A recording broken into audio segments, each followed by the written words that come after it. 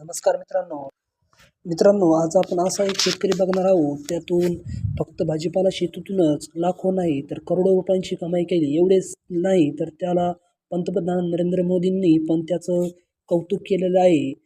तर ओडिशा येथील कृष्णकांत नाग यांनी या ठिकाणी ह्या शेतीतून करोडोंची उलाढाल त्या ठिकाणी ते करत आहेत.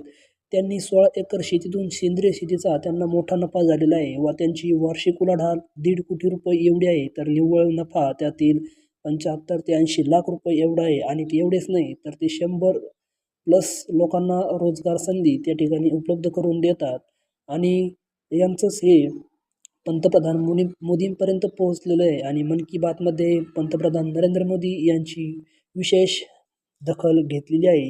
या संदर्भात पूर्ण माहिती बघण्यासाठी आपण कमेंटमध्ये टाका की आपल्याला या ठिकाणी याचा मोठा व्हिडिओ संपूर्णपणे लागणार आहे. तर आपण याचा मोठा व्हिडिओ बनवू.